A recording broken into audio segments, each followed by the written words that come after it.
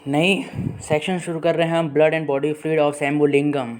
जिनके पास बुक है वो ये सेक्शन निकाल सकते हैं और जिनके पास नहीं है वो सिर्फ सुने। वीडियो शुरू करने से पहले अगर आपने इस चैनल को सब्सक्राइब नहीं किया है तो आप कर लीजिए, क्योंकि मैं शंभुलिंगम और सत्यनारायण दोनों चैप्टर की अभी कुछ 15-20 दिनों में आपको पूरे चैप्टर्स आपको इसके ऑडियो बुक के फॉर्म में मिल जाएंगे। और अगर आपको हमारा इनिशिएटिव अच्छा लगता है तो अपने व्हाट्सएप ग्रुप में अपने दोस्तों के साथ ज़रूर शेयर करें। तो देखो भाई, चैप्टर का नाम है बॉडी फ्लूइड। बॉडी फ्लूइड में ज़्यादा अपन क्या है, मतलब वाटर की ही बात करेंगे। फ्लूइड फ्लूइड का मतलब मैक्सिमम वाटर है, वाटर से बने। तो एक दिमाग में लगाओ कि कितना हमारे अंदर फ्लूइड होता है।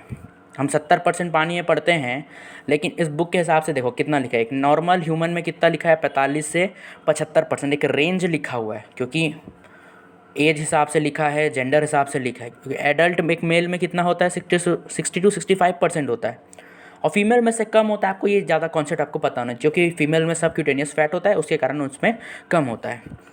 जैसे उम्र बढ़ती है तो आपका इसका लेवल डिक्रीज़ हो जाता है, क्योंकि उनके में एडिपोज टिश्यू बढ़ जाता है। एक एवरेज आदमी ह्यूमन बीइंग की हम वेट 70 kg लेते हैं, और उसमें वाटर रहता है 40 लीटर, हम मान के चलते हैं। सिग्निफिकेंस क्या है बॉडी फ्लूइड का? होम्योस्टेसिस। ठीक है, अब होम्योस्टेसिस वाला आपने वीडियो नहीं देखा तो जाकर देखिए, मैंने अच्छे से आपको बताया है पूरा होम्योस्टेसिस क्या क्या होता है। ठीक है, इन ट्रांसपोर्ट मैकेनिज्म, ट्रांसपोर्ट वाला आप चैप्टर देख लीजिए, उसमें मैंने अच्छे से आपको एक्सप्लेन किया है। पैसिव एक्टिव ट्रांसपोर्ट वो कैसे, ये सब बॉडी फ्लूइड का ही काम होता है ना, बॉडी फ्लूइड। क्योंकि भाई फ्लूइड में चीज़ें आसानी से मूव कर सकती है as compare to solid, that's why fluid. Metabolic रिएक्शनें होती हैं इसी बॉडी फ्लूइड के अंदर। ठीक है, टेम्परेचर रेगुलेशन, स्वेटिंग हो जाता है कई बार, शिवरिंग, वो सब पूरा मैकेनिज्म अपना ये बॉडी, मतलब वाटर इसमें रोल प्ले करता है। Water plays a vital role. अब कंपार्टमेंट्स होते हैं इस बॉडी फ्लूइड के, कि जो 40 लीटर पानी है वो कैसे 2 कंपार्टमेंट में हम बांट दिए।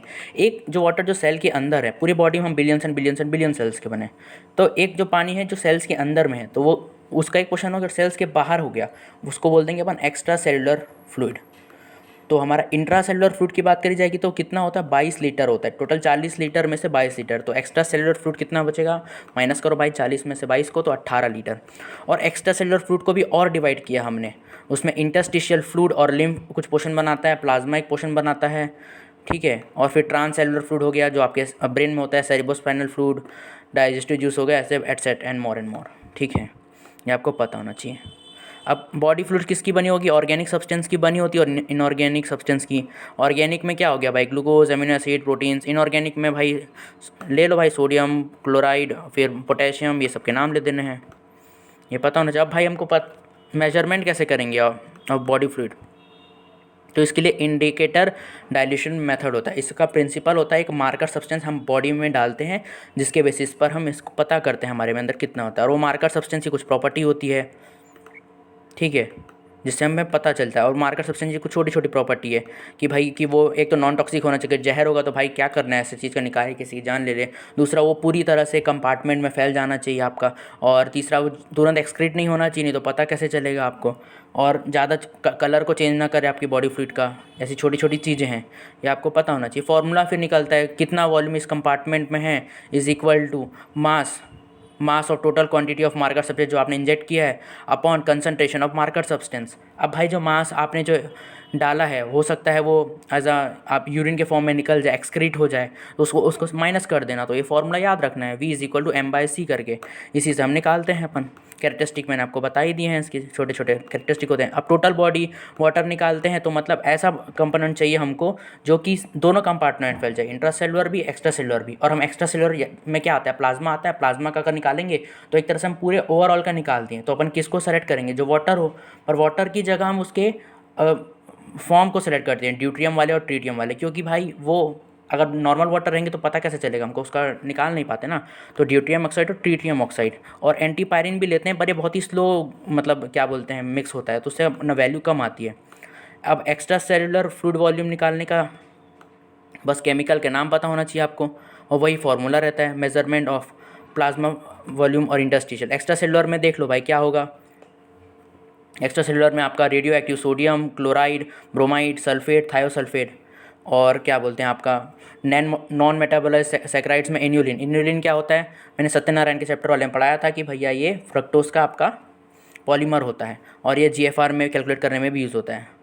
बस ये एक थोड़ा सा टर्म पता होना चाहिए आपको। Concentration of body fluid, osmolarity, osmolarity और टोनिसिटी, ये 3 टर्म पता होना चाहिए भाई, छोटे छोटे टर्म है।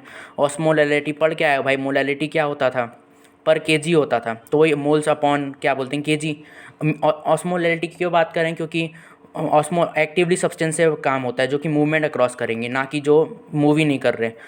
मतलब ऑस्मोटिकली एक्टिव कौन होता है, जिसके मूवमेंट से डिफरेंस बने, जैसे ग्लूकोज अमीनो एसिड उनसे नहीं बनेगा, ज़्यादा किसके डिफरेंस से बनता है, जैसे आयंस हो गया, सोडियम हो गया, क्लोराइड हो गया, वो हो गया। ऑस्मोलैरिटी में क्या होता है, अपॉन वाटर हो जाता है, मतलब वाटर का मतलब लिक्विड सब्सटेंस आ जाता है, पर अपन यूज़ करने में दोनों को इंटरचेंजेबली यूज़ कर देते हैं, और ज़्यादातर हम ऑस्मोलैरिटी को मानते हैं, क्योंकि केजी के टर्म पे वाटर को करना दिक्कत वाली बात होती है, और ऑस्मोलैरिटी में डिफरेंस लेस देन 1% का होता है, इसलिए हम ये फॉर्मूला में ऑस्मोलैरिटी यूज़ करते हैं। छोटी सी चीज़ थी। अब टोनिसिटी में क्या होता है भाई, टोनिसिटी आपको पता है वो 3 टाइप की होती है जी, आइसोटोनिक, हाइपरटोनिक और हाइपोटोनिक, बहुत ही बेसिक होता है। तोड़ते जाओ टर्म को, आंसर मिलते जाएगा, और उसमें क्या इफेक्ट आता है मैं वो बता दूंगा बस आपको, ठीक है। अब आइसोटोनिक, मतलब जो जिस फ्लूइड में आप अपने सब्सटेंस को रखे हो उसका सेम अमाउंट ऑफ ऑस्मोलैरिटी होगा, तो वही है। Tonicity is the measure of effective osmolarity, ठीक है। तो 3 टाइप की होती हैं ये। आइसोटोनिक सेम हो गया। अब सेल्स के लिए क्या होती है, 0.9% of sodium chloride and 5% of glucose, तो इसमें अगर आप अपना रेड ब्लड कार्पसल्स को डालोगे तो भैया वो ऑस्मोटिक इक्विलिब्रियम में रहेगा। अगर हाइपरटोनिक सॉल्यूशन में डाल दोगे तो क्या होगा, देखो भाई, जैसे मैं इसको याद रखता हूँ, जहाँ नमक उधर पानी जाएगा। हाइपरटोनिक सॉल्यूशन में रखिए, हाइपर का मतलब ज़्यादा नमक होगा या ज़्यादा आपको सॉल्यूट मिलेगा, तो पानी किधर से किधर जाएगा, इंट्रा से खींच लिया जाएगा, तो सेल कैसा हो जाएगा, छोटा हो जाएगा। ये कॉन्सेप्ट याद रखना। 0.9% सोडियम क्लोराइड था तो उससे ज़्यादा डाल दो, 2% डाल दो, ठीक है। अब हाइपोटोनिक फ्लूइड में क्या होगा, हाइपो का मतलब जो फ्लूइड है उसमें क्या है, कम सॉल्यूट है, तो कहाँ किधर पानी, वो कॉन्सेप्ट याद रखो, जिधर नमक ज़्यादा उधर उधर वो ज़्यादा। नमक का मतलब सॉल्यूट अब सेल के अंदर ज़्यादा है, क्योंकि बाहर का सॉल्यूशन हाइपोटोनिक है, तो पूरा वाटर अंदर आ जाएगा, जिससे क्या होगा, हाइपोटोनिक आपका सेल का साइज़ फूल जाएगा, ये आपको। और इसमें किस प्रोसेस से वाटर का मूवमेंट होता है, ऑस्मोसिस एक टर्म था हमने पढ़ा था, वो पैसिव ट्रांसपोर्ट में, एंडो ऑस्मोसिस, एक्सो ऑस्मोसिस। हाइपरटोनिक में क्या हो रहा है, सेल क्या हो जा रहा है, सिकुड़ हो जा रहा है, तो एक्सो ऑस्मोसिस हो जा रहा है। हाइपोटोनिक में क्या हो जाता है, एंडो ऑस्मोसिस हो जाता है। मेंटेनेंस ऑफ वाटर बैलेंस के लिए किसका रोल होता है, हाइपोथैलेमस और किडनी आईडीएच हार्मोन की मदद से करता है, ठीक है।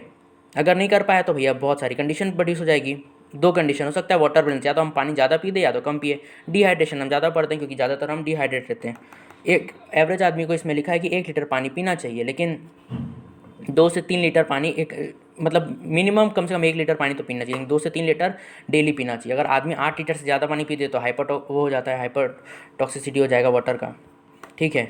अब क्लासिफिकेशन कर देते हैं डिहाइड्रेशन अगर भाई पानी 5% बॉडी में कम है तो माइल्ड, थोड़ा ज़्यादा हो जाए 10% तो मॉडरेट, और बहुत सीवियर डिहाइड्रेशन हो जाए तो 15%, तो उसमें हॉस्पिटलाइजेशन करना पड़ता है सीवियर वाले में। माइल्ड में तो फिर से पानी पी दो ठीक हो जाओगे, मॉडरेट वाले में ORS सॉल्यूशन दे दोगे तो ठीक हो जाएगा। अब इसमें 3 और दे दिया, isotonic dehydration, hypertonic dehydration, hypotonic dehydration. कुछ नहीं भैया, सोडियम और वाटर का लेवल के बेसिस पर बताया रहता है। आइसोटोनिक का मतलब क्या होता है, सोडियम और वाटर का सेम प्रोपोर्शन में निकलेगा तो उससे क्या होगा, डायरिया या वॉमिटिंग के कंडीशन में होता है। हाइपरटोनिक का मतलब क्या है, हाइपर का मतलब सॉल्यूट का नंबर ज़्यादा होगा, वाटर ज़्यादा निकल गया है, सॉल्यूट ज़्यादा रिटेन हो गया है, इन केस ऑफ फीवर में होता है ये। हाइपोटोनिक का मतलब क्या होता है, हाइपो का मतलब कम होगा सॉल्यूट, तो पानी ज़्यादा निकल गया है, लॉस सोडियम ज़्यादा निकला है, पानी ज़्यादा रह गया, क्योंकि hypotonic loss of more sodium, ठीक है। डायूरेसिस के केस में होता है ये। 3 केस छोटे से कॉन्सेप्ट थे, क्लियर हो जाना चाहिए। अब इसमें कॉजेस वही पूछा है भाई, वॉमिटिंग, डायरिया, जो 3 वही बताया वही लिख दो भाई, और क्या। साइंस और सिम्टम्स में क्या होगा, ड्राइनेस ऑफ द माउथ, एक भाई थर्ड्स, पसीना कम आएगा, तुमको हेडेक होगा, यूरिन का फॉर्मेशन रुक जाएगा, आपका ब्लड प्रेशर कम हो जाएगा, हाइपोवॉल्यूमिक, ठीक है। कई बार तो कोमा भी हो जाता है सीवियर डिहाइड्रेशन में, और डिहाइड्रेशन इन्फेंट्स में कॉमन होता है, और कई बार जो पेरेंट्स होते हैं उसको पहचान नहीं पाते, ठीक है। अब ट्रीटमेंट के क्या करें, एजिंग इफेक्ट्स, एजिंग के हिसाब से भी क्या बोलते हैं डिहाइड्रेशन हो जाता है, तो आदमी को पानी पीते रहना चाहिए। ट्रीटमेंट में भैया कुछ नहीं, पहले तो नॉर्मल क्या करोगे, आप पानी ज़्यादा पी दोगे ताकि आपका वॉल्यूम बढ़ जाए।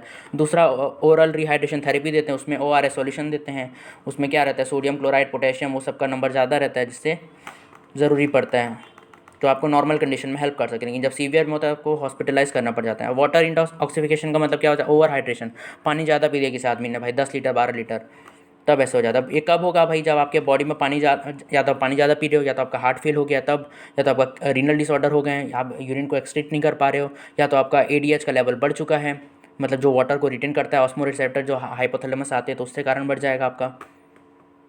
तो ये छोटे छोटे का इंट्रावेनस आपने इंजेक्शन कोई दे दिए हैं, बहुत सारे ड्रग्स दे दिए हैं।